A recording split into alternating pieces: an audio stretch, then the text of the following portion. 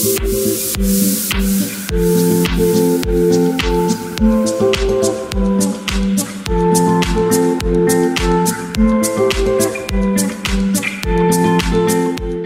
de notre joie, mesdames et messieurs, à vous retrouver aujourd'hui dans cette émission, ce tout nouveau numéro de votre émission Le Fauteuil, une émission qui vous permet de découvrir les hommes d'affaires et les femmes d'affaires.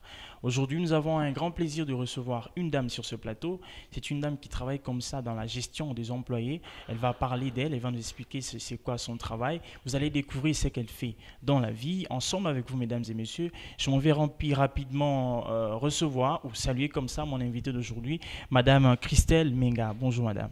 Bonjour monsieur Verdi. Vous allez bien? Je vais bien et vous? Ça va bien, merci. Merci d'avoir répondu à notre invitation. Merci aussi de me recevoir. Voilà. Madame Christelle n'est pas seule, elle est accompagnée de son assistante, elle s'appelle Grace Menga. Vous avez compris que c'est un peu la famille, mais ce sont les affaires qui nous intéressent aujourd'hui. Grace, bonjour. Bonjour. Tu vas bien? Ça va très bien et vous? Ça va bien, merci. Voilà, mesdames et messieurs, aujourd'hui on va discuter un peu des affaires, mais aussi on va parler Noël, parce que aujourd'hui on est vers la fin de l'année, on a comme ça festoyé le 25 décembre avec les enfants, avec les parents, avec nos familles. On a célébré comme ça la fête de Noël, mais aujourd'hui on va un peu discuter des affaires, mais on va aussi toucher à l'aspect Noël. Madame Christelle, est-ce que vous pouvez nous parler un peu de vous, que nos téléspectateurs vous découvrent qui vous êtes, qu'est-ce que vous faites? Merci pour la parole. Je m'appelle Christelle, Menga Christelle, et j'évolue dans le secteur des ressources humaines. Alors, je travaille dans une ONG de la place. Et voilà, donc ça fait aujourd'hui, on va dire, 4 ans que je suis dans le domaine des ressources humaines, dans la gestion des employés. Okay. Parlons un peu de la gestion des ressources humaines. C'est quoi la gestion des ressources humaines? Pour que ceux qui nous suivent comprennent un peu. Alors, la gestion des ressources humaines, c'est en fait, ça englobe beaucoup de choses parce qu'on gère les employés. Alors, dans cette gérance, il y a beaucoup d'aspects. On parle des vacances, on parle des congés, on parle des disciplinaires. Voilà, vraiment, on gère le tout. Vous êtes sans ignorer que dans une entreprise, les ressources humaines, c'est vraiment la base. Parce qu'on a besoin d'eux pour que les choses avancent dans l'entreprise. Et en parlant de la gestion des employés, ou même d'être à la direction de la gestion des employés, il faut quels critères pour accéder à ces postes? Alors, il faut avant tout avoir fait des études.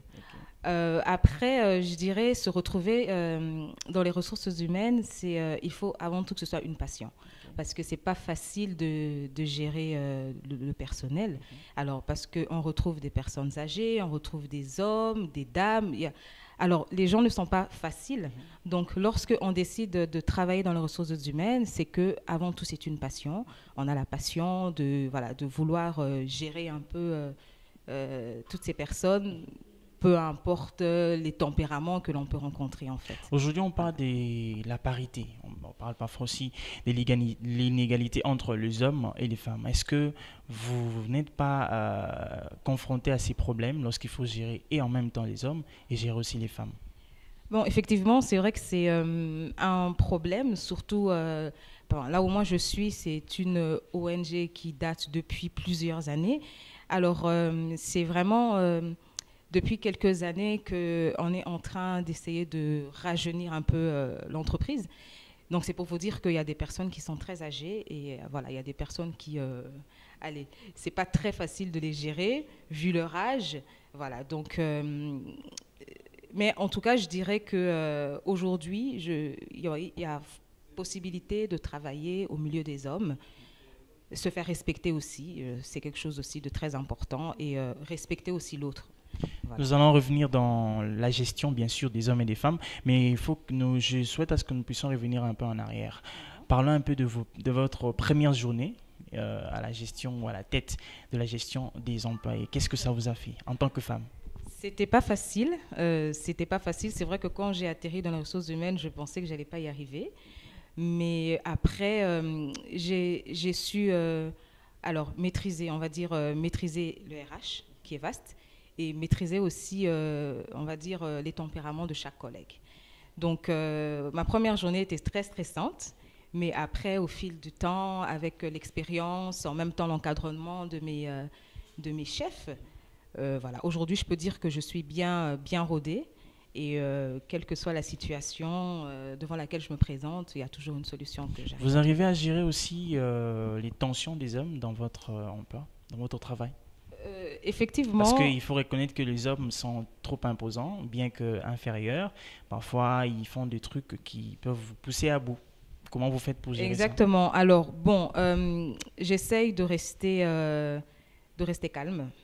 Et lorsque je sens que la situation commence à prendre une proportion différente, ben, je vais vers mon supérieur hiérarchique et voilà, on essaye d'en parler et on essaye de trouver une solution. Vous avez parlé de la passion pour faire le GRH. Est-ce une passion pour vous ou bien c'est un coup de la vie? Bien sûr, c'est une passion pour moi. Moi, j'ai fait des études de droit économique et social, mais c'est vrai que j'ai toujours voulu me retrouver dans les ressources humaines. Après, quand une porte s'est ouverte pour les RH, j'ai saisi mon opportunité et depuis, je suis là. Ouais. C'était un défi à relever ou bien Oui, c'est... c'était un défi. C'était un défi parce que on va dire que j'ai plutôt commencé en tant qu'assistante administrative à la réception, ensuite assistante, et ensuite une porte s'est ouverte pour les RH. Et voilà, j'ai saisi cette opportunité parce que c'était déjà quelque chose que je voulais faire déjà à la base, bien que je n'ai pas fait d'études sur les ressources, spécifique? exactement, sur les ressources humaines. Je m'étais orientée plutôt vers le droit, mais voilà, ça va un peu de soi parce que dans les ressources humaines aussi, il y a du droit. Est-ce que vous pensez qu'aujourd'hui la femme peut booster le monde par sa façon de gérer? Parce que aujourd'hui la femme ne bénéficie pas de tout le respect dont elle doit bénéficier aujourd'hui. Est-ce que vous pensez que la femme aujourd'hui peut aussi changer le monde par sa façon de gérer? Exactement, bien sûr. Aujourd'hui, on retrouve aussi pas mal de femmes qui sont responsables voilà, de plusieurs sociétés, qui occupent aussi des postes élevés comme les hommes. Aujourd'hui, il y a vraiment la possibilité que la femme aussi évolue dans plusieurs secteurs. On retrouve beaucoup de femmes aujourd'hui DG, beaucoup de femmes entrepreneurs dans beaucoup de Mais choses. très souvent contestée. Oui, bien sûr, très souvent contestée. Et ce qui est dommage, c'est que la femme doit toujours se battre, elle doit toujours prouver qu'elle est capable aussi de faire comme les hommes. C'est ce qui est dommage, mais j'espère que voilà, dans les années à venir, on n'aura plus besoin de prouver qu'on est capable aussi de travailler comme les hommes. Vous particulièrement dans votre domaine d'activité, qu'est-ce que vous pensez faire pour qu'aujourd'hui la femme, qu'on ne doute plus de la femme dans votre domaine d'activité? Alors, pour qu'on ne doute plus de la femme, je pense que la femme, même pas que je pense, hein, je suis sûre que la femme doit normalement s'investir et s'impliquer à 100% dans son travail, voilà, étudier, faire des recherches, se développer et voilà, être prouvé, montrer au monde qu'on est capable et qu'on a aussi notre place dans la société. Voilà. Et c'est vraiment, j'encourage les femmes à faire de leur mieux, à se battre, vraiment à montrer leur capacité, à prouver leur capacité, qu'elles sont capables de faire beaucoup de choses, et comme les hommes, et pourquoi pas plus que les hommes. Aujourd'hui, on retrouve des femmes qui sont maçons, aujourd'hui des femmes qui sont dans la construction. Avant, c'était vraiment des métiers réservés pour les hommes, mais maintenant, aujourd'hui, on voit des femmes sur les chantiers qui font un travail magnifique. Donc pour moi, la femme ne doit pas se limiter, elle doit être sûre d'elle. Et voilà. Voilà, mesdames et messieurs, nous sommes accompagnés sur ce plateau de Madame Christelle Menga qui nous parle aujourd'hui de la gestion des ressources humaines. Elle est comme ça, directrice des ressources humaines dans une organisation de la place dont on doit taire les noms, mais on va quand même évoluer avec elle pour avoir plus de détails par rapport à cette structure, cette organisation au sein d'une entreprise. Madame Christelle, aidez-nous à comprendre une chose. Dans une entreprise, c'est quoi l'importance ou le rôle même d'une direction des ressources humaines? Alors, la direction des ressources humaines dans une entreprise est très importante parce que c'est la direction, en fait, qui est là pour gérer tout le monde. Aujourd'hui, tous les problèmes, toutes les décisions aujourd'hui que l'entreprise peut avoir, ça doit passer par les RH. Donc, c'est nous les RH qui informons, c'est nous les RH voilà, qui donnons tous les feedbacks qui viennent peut-être du siège. Si je dois parler de mon expérience, de là où je suis, toutes les informations qui viennent du siège, commence par les RH et c'est les RH normalement qui doivent informer tout le personnel. Donc, c'est une structure sans RH n'est pas une structure pour moi. Voilà, parce que aussi pour éviter les laisser aller, pour éviter certains dérapages, certains débordements, il faut absolument que les RH soient bien constitués et voilà, et l'entreprise pourra bien fonctionner. C'est quoi votre relation avec les personnes que vous gérez dans votre direction? Les relations sont bonnes. Il faut dire que... Je sais que vous ne direz pas qu'elles sont mauvaises, mais soyez quand même sincère. Votre relation avec ceux que vous gérez, que ce soit des hommes ou des femmes. Les relations sont bonnes, comme je disais, en toute honnêteté, parce que, comme je l'ai dit précédemment, j'ai parlé du respect. Je respecte tout le monde, qu'il soit âgé ou qu'il soit moins âgé que moi, je respecte tout le monde. Je fais de mon mieux pour ne pas m'emporter lorsque un collègue vient peut-être avec un tempérament, un mauvais tempérament. Parce que ça peut arriver, le collègue vient avec un mauvais tempérament, moi aussi je ne suis pas d'humeur, mais je dois faire un effort de ne pas montrer ma mauvaise humeur devant le collègue, d'essayer voilà, de parler calmement, de le calmer. Et voilà. En tout cas, nos relations sont très bonnes, que ce soit avec les femmes ou avec les messieurs, les plus âgés, les moins âgés. Les relations sont très bonnes. Un mauvais souvenir depuis que vous avez commencé à gérer? Mauvais souvenir, je dirais pas, mais... C'est-à-dire une mauvaise expérience? Mais bon, ça peut arriver quand il y a des collègues qui sont mécontents et qui vont directement voir votre hiérarchie, voilà, pour leur dire des choses qui ne sont pas forcément vraies. Et c'est là que ça peut frustrer. Mais après, on essaie de faire avec parce que c'est le monde professionnel. Il y aura des hauts et des bas. C'est pas toujours rose tous les jours. Et donc voilà, on essaie de faire de notre mieux pour que même quand ça va pas, on essaie de donner le meilleur de nous. Merci beaucoup, Madame Christelle. Mesdames et messieurs, nous sommes en train d'évoluer petit à petit dans cette émission Le Fauteuil. C'est une émission qui vous permet de découvrir les hommes d'affaires, de découvrir les femmes d'affaires et aussi les expériences et les experts aussi. Sur ce plateau, j'ai avec moi Madame Christelle Menga qui est comme ça directrice des ressources humaines dans une organisation de la place. Avec elle, on échange autour de cette direction qui est importante dans une entreprise et puis on va aussi essayer de toucher l'aspect Noël parce qu'elle a aussi initié autre chose en dehors de son domaine d'activité. Si vous avez bien sûr besoin de nous poser des questions ou avoir des détails par rapport à cette émission, écrivez-nous, appelez-nous par ces numéros qui s'affichent à côté de votre téléviseur et puis vous aurez tous les détails dont vous avez besoin. Je reviens à vous, Madame Christelle. On va essayer de mixer un tout petit peu. On va revenir dans le GRH, mais aussi on va parler de votre nouvelle initiative, c'est un Noël chez vous. Oui. C'est quoi un Noël chez vous? Alors, un Noël chez vous est né cette année parce que je suis passionnée de décoration de Noël. J'aime tout ce qui touche à Noël, les festivités, la nativité du Christ. Je suis vraiment à fond dedans depuis plusieurs années. Et c'est toujours moi, à la maison, qui me charge de faire les courses pour Noël, décorer la maison. Et, voilà. Et après, je me suis dit, pourquoi ne pas proposer mes services, vu que je m'en sors bien, j'ai pas mal d'idées, pourquoi ne pas proposer mes services? Et c'est comme ça que c'est né. Alors, un Noël chez vous, c'est un service de décoration à domicile. Nous décorons les arbres de Noël, communément appelés sapins de Noël. Et voilà. Donc, nous faisons voilà, notre devis. Nous envoyons aux personnes qui sont intéressées. Et sur base du thème aussi. Alors, les clients nous donnent le thème qu'ils veulent sur leur sapin.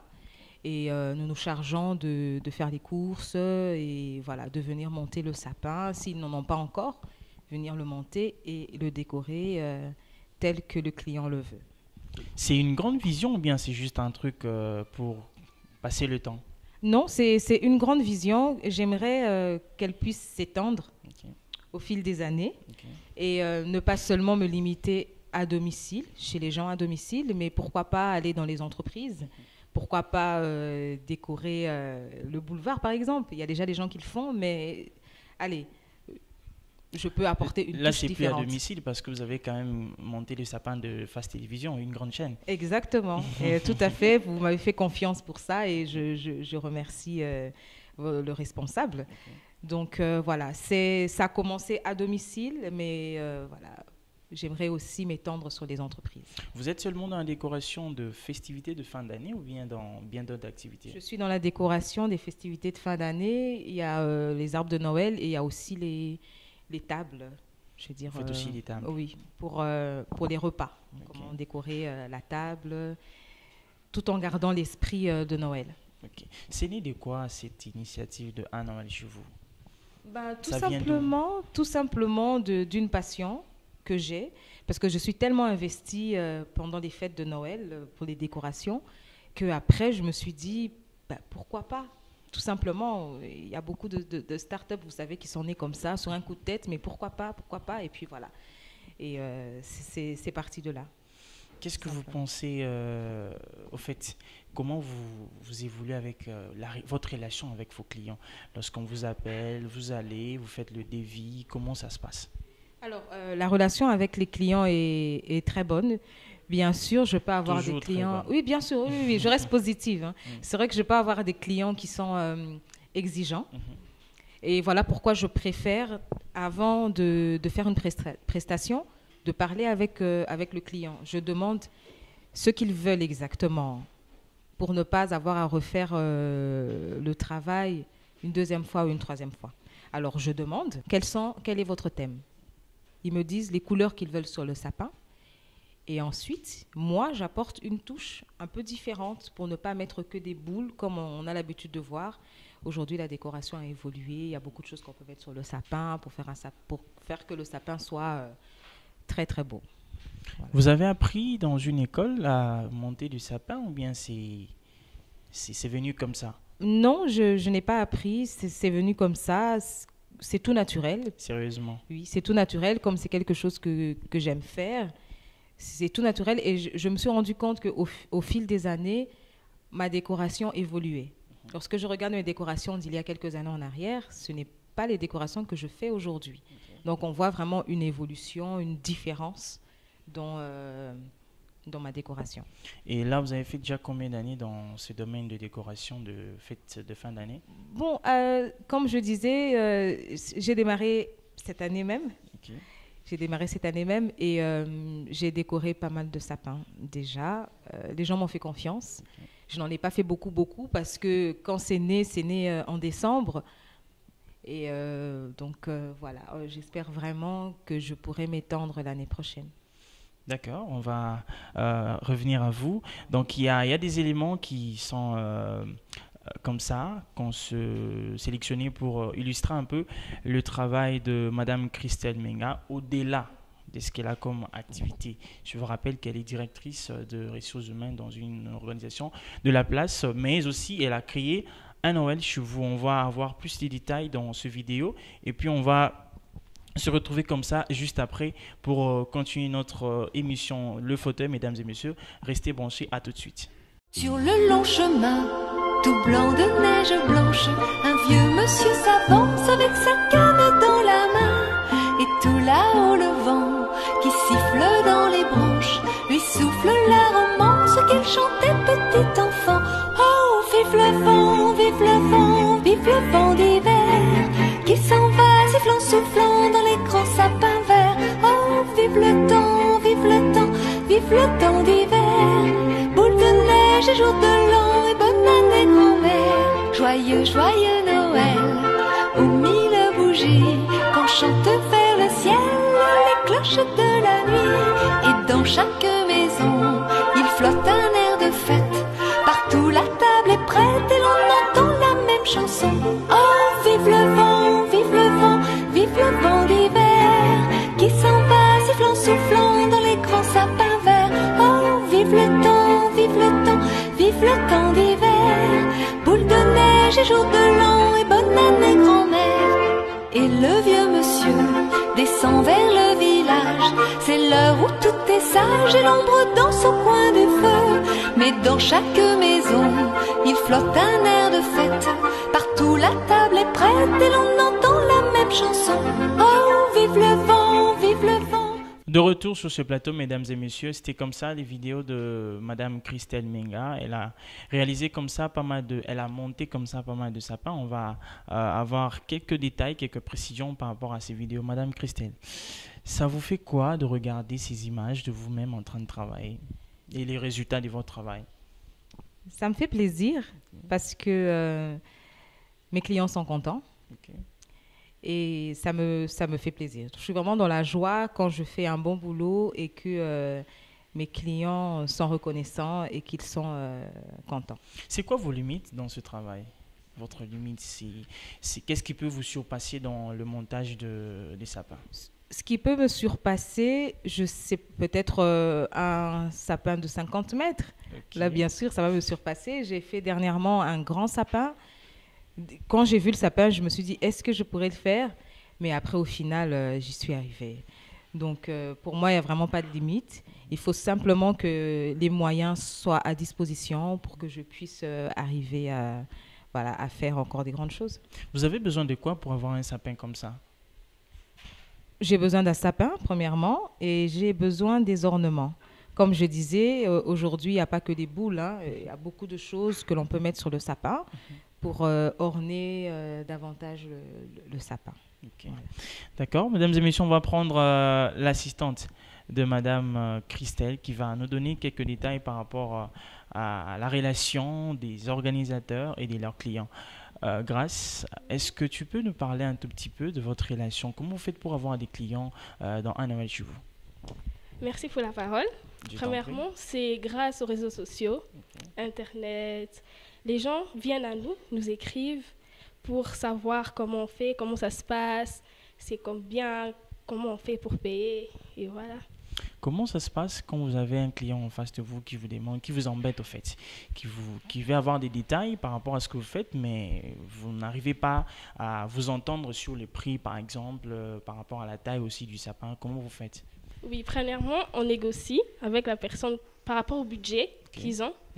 Et c'est par là qu'on peut faire quelque chose de bien, ou un devis de bien. Voilà. Vous avez beaucoup de clients par les réseaux sociaux ou bien Oui, quand même, oui. il y a quand même des clients? Oui, quand Il y a même. aussi des clients qui appellent à part les réseaux sociaux? Oui, les amis proches qui appellent pour savoir si c'est combien, comment ça se passe. Voilà. Tu aimes ce que tu fais? Oui, j'aime bien, malgré que c'est compliqué, c'est pas facile avec ma sœur, mais ça se passe bien. D'accord, merci. Voilà, c'était Grace, l'assistante de Madame Christelle, qui l'accompagne comme ça dans cette structure Un Noël chez vous. C'est une organisation qui vous permet comme ça d'avoir des sapins de haute qualité chez vous à la maison et puis surtout avec un résultat magnifique. On va continuer bien sûr avec Madame Christelle pour avoir quelques détails par rapport à ce qu'elle fait toujours et aussi on va se séparer très bientôt. Madame Christelle, c'est quoi le projet d'avenir par rapport à Un Noël chez vous? Le projet d'avenir, c'est de pouvoir moi-même proposer des sapins et proposer la décoration, sans pour autant que j'aille acheter ailleurs. Donc, j'aimerais moi-même aussi commencer à fournir ça. Et lorsqu'il y a un client qui est dans le besoin, que moi-même, je sache mettre à disposition mes produits. Vous savez comment fabriquer des sapins? Je ne sais pas comment on fabrique un sapin. Parce que mais vous pensez fournir vous-même le sapin. Oui, fournir dans le sens où j'aimerais en commander, en acheter, et que je garderai dans mon stock. Comme ça, à chaque fois qu'il y a une demande, je me sers dans mon stock plutôt que d'aller acheter en magasin. Quand vous allez acheter, vous vous retrouvez quand même par rapport aux revenus? C'est cher, c'est moins cher? Ça dépend de la qualité. Il y a des sapins à haute qualité qui sont chers. Il y en a d'autres aussi que vous retrouvez au marché. La qualité n'est pas très top. Mais moi, pour mes clients, je préfère leur acheter un produit de qualité. Comme ça, ils peuvent le réutiliser plusieurs années après. Soyons pragmatiques. Je suis un client, je vous appelle, je vous dis, Madame Christelle, j'ai besoin d'un sapin. Ça se passe comment? Comment vous allez faire? Qu'est-ce que vous allez faire pour m'apporter le sapin avec tous les accessoires et pour que j'ai un sapin comme ça? Déjà, ça dépendra de votre demande. Vous devrez me dire si vous voulez un grand sapin, un petit, un moyen ou un grand. Je veux un sapin de 3 mètres. Alors, je vous enverrai des photos des sapins qu'il y a sur le marché. Ce sera à vous de choisir. Parce que les sapins, il faut savoir que les sapins sont différents. Il y a des sapins qui sont bien fournis, il y en a d'autres qui sont espacés. Il peut être très grand, de 50 mètres, mais il n'est pas bien fourni. Donc c'est un sapin trop espacé et au final, il n'est pas très beau. Donc voilà pourquoi j'envoie des photos préalables à mes clients et ils choisissent ce qu'ils veulent. Et c'est sur base de ça que moi, je vois la grandeur du sapin et je sais estimer les ornements qui doivent aller avec pour bien remplir le sapin. Voilà, Madame Christelle, par rapport à votre organisation de Un Noël chez vous, la durée de Un Noël chez vous, c'est laquelle? Parce que vous avez parlé des festivités de fin d'année. La durée est très courte parce que les sapins, on va dire, c'est déjà à partir de fin novembre qu'on peut commencer à placer le sapin, début décembre, vraiment pour bien profiter. C'est vrai que la durée est très courte, ça prend 1 mois ou 2 mois maximum, c'est pas grand-chose.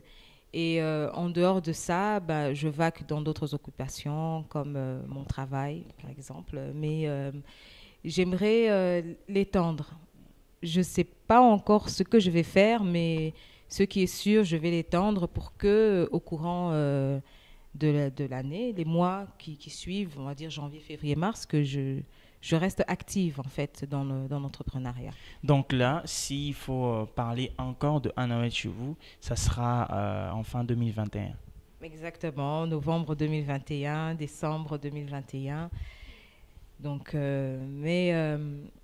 avant ça, en tout cas, comme je dis, il faudrait vraiment que j'aille vers les gens, vers les sociétés, proposer, montrer ce que j'ai déjà fait.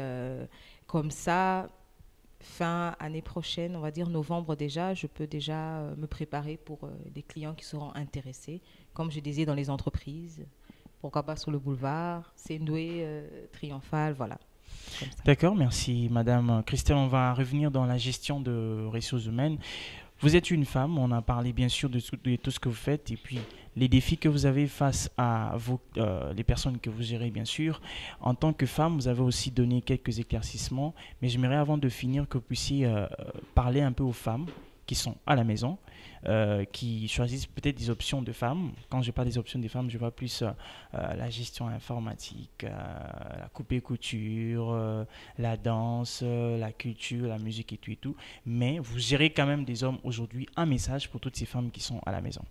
Alors, je dirais aux femmes qui sont à la maison en quête d'emploi, de ne pas baisser les bras déjà premièrement, de faire beaucoup d'efforts pour trouver un emploi. Pour moi, je pense que travailler, ce n'est pas seulement dans une entreprise, hein. Aujourd'hui, il y a des entrepreneurs qui font beaucoup de choses et qui s'en sortent très bien, même plus que ceux qui sont dans les entreprises. Donc pour moi, une femme, vous êtes capable de tout faire, vous êtes capable d'aller de l'avant, vous êtes capable de relever plusieurs défis. Alors si les portes des entreprises vous sont fermées, lancez-vous dans quelque chose, dans un projet, dans l'entrepreneuriat. Vous n'avez pas forcément besoin d'avoir beaucoup d'argent pour y arriver. On peut commencer avec le peu qu'on a. Un faible commencement, il ne faut jamais le négliger. Donc moi, je dirais aux femmes aujourd'hui d'aller de l'avant, de se battre, d'évoluer, entreprise ou pas entreprise, l'entrepreneuriat est là, voilà. Et si vous êtes encadré par de bonnes personnes, si vous avez une bonne équipe, vous pouvez aller de l'avant. Vous êtes prêt à accompagner les jeunes filles qui voudraient bien apprendre à faire ce que vous faites? Oui, bien sûr. Pour celles qui seront intéressées, je vais bien apprendre. Et puis aussi, ce sera aussi pour moi l'occasion de créer aussi un emploi. En dehors de ma sœur, j'ai aussi un autre assistant qui m'aide pour les montages des sapins. Et c'est une fierté de pouvoir payer une personne et j'aimerais que cela puisse s'étendre. Voilà, parce que si les demandes commencent à couler, je ne pourrai pas être toute seule dans tous les endroits. Donc c'est bien si je peux former des personnes qui pourront aussi me représenter ailleurs pour les montages des sapins. Il y a une toute dernière question qui est pour vous, mais avant cela, on va prendre la dernière intervention de Grâce et puis on va revenir à vous. Grâce, nous sommes arrivés presque à la fin de notre émission. Qu'est-ce que toi tu peux dire à tous ceux qui te suivent et ceux qui connaissent, qui entendent parler aujourd'hui de Un Noël chez vous? Un petit message. Merci, Noël chez vous est là. Veuillez nous contacter quand vous aurez besoin de nous. Merci. Voilà, c'était Grâce, l'assistante de Madame Christelle Menga, qui l'accompagne dans son activité à Noël chez vous. Moi, je n'aimerais pas surtout parler de à Noël chez vous. Madame Christelle est là, elle va nous donner les amples détails par rapport à tout ça. Madame Christelle, avant de finir avec à Noël chez vous, c'est quoi votre plus grande peur dans la gestion des ressources humaines? Ma plus grande peur, c'est de commettre une erreur qui va coûter à l'entreprise. Voilà, c'est vraiment ma plus grande peur. C'est pourquoi quand je travaille, je fais de mon mieux pour être concentrée, pour ne pas être dans la distraction, parce que lorsque on fait une erreur, que ce soit médicale ou quelque chose qui peut toucher à la santé d'un collègue, c'est très mauvais, surtout pour l'image de l'entreprise. Et c'est vraiment quelque chose que je n'aimerais pas qu'il m'arrive. Voilà, pour éviter certaines frustrations. Finissons avec à Noël chez vous. Qu'est-ce que vous direz en dernier avant de nous séparer? Alors, ce que je peux dire en dernier, c'est que à Noël chez vous est là, disponible. Nous sommes déjà à la fin de l'année, mais c'est pas grave. L'année prochaine aussi, Dieu nous prêtera vie. On va se revoir l'année prochaine et n'hésitez pas de nous contacter. On a aussi un numéro de téléphone. On est sur les réseaux sociaux, on est sur Instagram, à Noël chez vous. On est sur Facebook, à Noël chez vous. YouTube, pas encore. Voilà. Et n'hésitez vraiment pas à entrer en contact avec nous. Voilà. Et nous, on fera de notre mieux pour vous servir. Merci pour votre intervention et merci d'avoir accepté notre invitation. Merci à vous. Est-ce que je dois donner un numéro de contact Pas de problème, allez-y. Voilà. Alors, c'est le plus 243 82 25 36 390. Vous pouvez reprendre? 082 25 36 390. Contactez-nous. Voilà. C'était Madame Christelle Menga qui est comme ça dans la gestion des ressources humaines. Elle est aussi initiatrice de cette structure qui travaille dans la décoration de festivités de fin d'année à Noël chez vous. Vous avez suivi, mesdames et messieurs, les détails qu'elle a donnés par rapport à cette organisation et bien sûr à son domaine d'activité. Si vous avez manqué cette émission, vous pouvez toujours la retrouver sur YouTube, dans notre chaîne YouTube. Vous allez sur YouTube, vous tapez Face Télévision RDC. Vous allez avoir les détails par rapport à cette émission. Vous allez suivre cette émission. Vous pouvez aussi la retrouver sur notre page Facebook Face Télévision. Nous sommes là, vous aurez les détails par rapport à cette émission. Vous voulez être notre prochain invité? Appelez-nous par ce numéro, on va venir, vous allez venir sur notre plateau ou nous viendrons encore chez vous pour passer cette émission avec vous. Le fauteuil, le cadre idéal pour votre business. Je vous dis au revoir et à la prochaine.